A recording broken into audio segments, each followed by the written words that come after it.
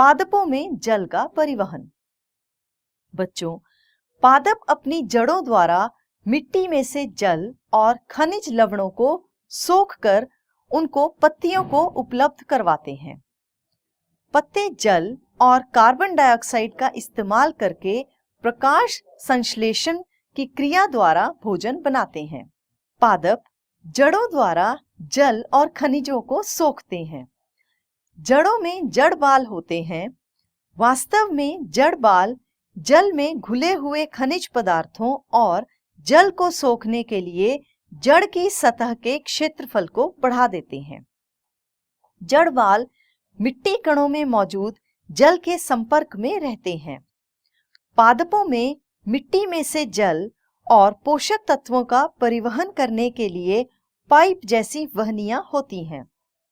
वहनियां विशेष कोशिकाओं की बनी होती हैं जो वहनी ऊतक बनाती हैं।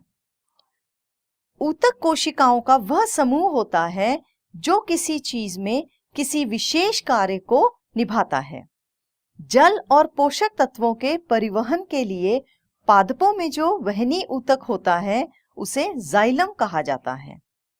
जाइलम चैनलों और नलियों का निरंतर जाल बनाता है जो जड़ों को तने और शाखाओं के माध्यम के साथ पत्तों को जोड़ता है और इस तरह वहनी प्रणाली पूरे पादप में जल का परिवहन करती है।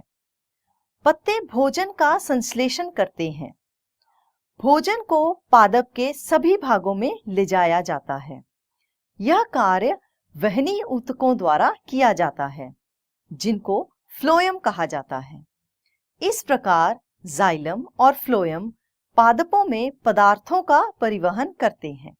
बच्चों, आप पहले भी पढ़ चुके हैं कि पादप वाष्पोत्सर्जन की प्रक्रिया द्वारा बहुत ज्यादा जल विसर्जित करते हैं। पादप मिट्टी में से खनिज पोषक तत्व और जल सोखते हैं। सोखित किया गया सारा जल पादप द्वारा इस्तेमाल नहीं किया जाता। पत्तों की सतह पर मौजूद स्टोमेटा में से वाष्पोत्सर्जन प्रक्रिया द्वारा जल वाष्पित हो जाता है। पत्ते में से जल के वाष्पन से खिंचाव विकसित हो जाता है। वाष्पोत्सर्जन पादपों को ठंडा रखने में भी सहायक होता है। पादपों में भोजन का परिवहन। बच्चों, पादप के पत्तों में प्रकाश संश्लेषण द्वारा बनने वाला भोजन पादप के अन्य अंगों तक कैसे पहुंचता है? प्रकाश संश्लेषण के उत्पादों का परिवहन स्थानांतरण कहलाता है और यह संवहन ऊतक के फ्लोएम नामक भाग द्वारा होता है। प्रकाश संश्लेषण के उत्पादों के अलावा फ्लोएम अमीनो अम्ल तथा अन्य पदार्थों का परिवहन भी करता है। यह पदार्थ विशेष रूप से जड़ के भंडारण अंगों, फलों, बीजों तथा वृद्धि वाले अंगों में ले जाए जाते हैं। भोजन तथा अन्य पदार्थों का स्थानांतरण संलग्न साथी कोशिका की सहायता से चालनी नलिका में ऊपरी मुखी तथा अधोमुखी दोनों दिशाओं में होता है। जाइलम द्वारा परिवहन, जिसे सामान्य भौतिक बलों द्वारा समझाया जा सकता है, से विपरीत फ्लोएम द्वारा स्थानांतरण है जो ऊर्जा के उपयोग से पूरा होता है।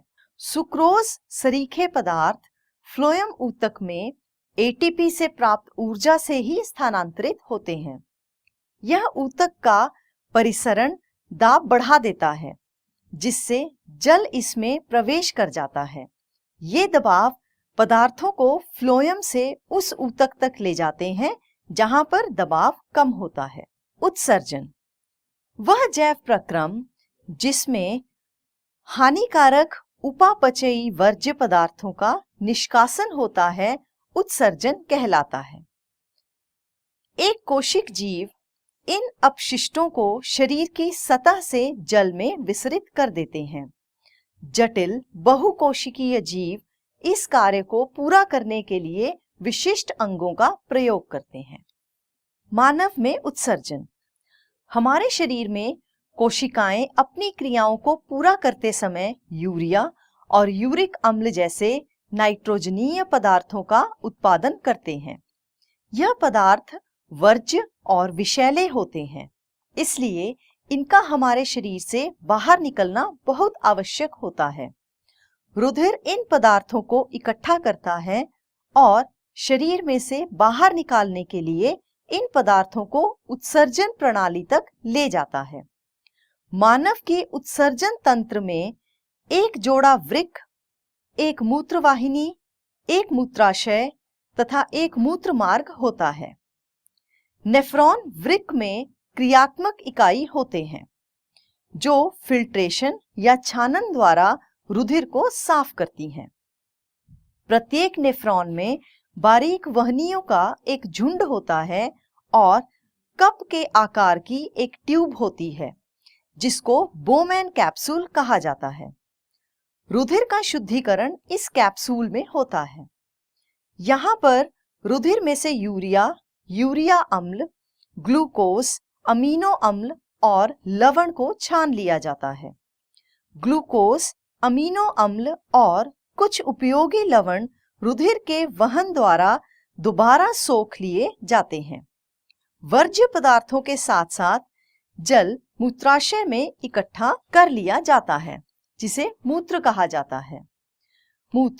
मूत्र वहनियों द्वारा वृक्कों से मूत्राशय तक पहुंचता है। मूत्राशय पेशीय होता है, इसलिए यह तंत्रिका नियंत्रण अधीन है।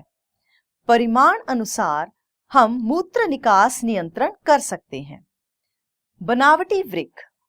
बच्चों, जीवित रहने के लिए वृक्क एक जरूरी अंग है। कई कारण जैसे कि चोट, इन्फेक्शन या वृक्कों में रुधिर का रुक जाना वृक्कों की क्रिया को कम कर देता है। इसके साथ शरीर में जहरीले पदार्थों की मात्रा बढ़ जाती है जिसके कारण मृत्यु भी हो सकती है। वृक्क के फेल होने की अवस्था में बनावटी वृक्क का उपयोग किया जाता है। एक बनावटी वृक्क वह यंत्र है जो डायलिसिस के द्वारा नाइट्रोजनीय वर्ज्य पदार्थों को रुधिर में से निकालने का काम करता है। आओ देखें कि बनावटी वृक्क कार्य कैसे करता है। मरीज की बाजू की शिरा से रुधिर को लंबी सेलुलोज ट्यूबों द्वारा मशीन तक पहुंचाया जाता है। यह ट्यूबें डायलाइजिंग विलयन टैग के साथ जुड़ी होती हैं। यह डायलाइजिंग विलयन जल, ग्लूकोज और लवण का बना होता है जिसका घनत्व साधारण रुधिर के घनत्व के साथ बराबर होता है।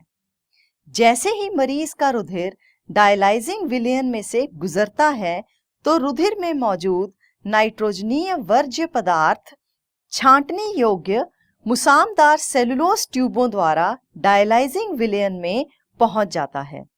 इस प्रकार साफ रुधिर मरीज में धमनी द्वारा दोबारा भेज दिया जाता है। पादपों में उत्सर्जन। पादपों में उत्सर्जन के कई तरीके हैं जिसमें ऑक्सीजन को छोड़ देना, वाष्पोत्सर्जन द्वारा अतिरिक्त जल को बाहर निकालना, पत्तों का गिरना, रेजिन तथा गोंद के रूप में उत्सर्जन।